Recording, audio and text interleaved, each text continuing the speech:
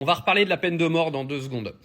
Willy, 37 ans, père de famille et videur, a été abattu d'une balle dans la tête après avoir expulsé un client d'une boîte de nuit à Marseille. L'agresseur est en fuite. Donc ce gars-là vient de se faire tuer alors qu'il faisait son travail devant une boîte de nuit, d'accord? En fait, vous avez un mec qui a été viré de la boîte, il a été dans sa bagnole, il a été chercher des armes, il a tiré partout. Et en gros, lui, il est mort d'une balle dans la tête. Alors moi, je vous pose une question là, tout de suite. Question totalement légitime, hein, d'accord? On retrouve le gars, d'accord? Il est arrêté et en fait, il est avéré que c'était lui qui a tiré.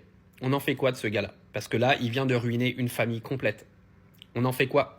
On le met dans nos belles prisons, on lui donne un téléphone, une petite télé, et puis dans 3 ans, il est dehors, financé bien sûr hein, par les impôts des Français qui se lèvent le cul tous les matins pour aller travailler.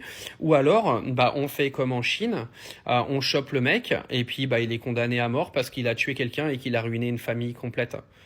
Moi, je vous pose la question, parce qu'arrivé à un moment, il faut quand même se poser la question. Quelle est la logique, aujourd'hui, de donner des droits à des gens qui tuent d'autres gens, qui ruinent des familles? Quel est l'intérêt de leur donner des droits? Quel est l'intérêt de payer pour eux?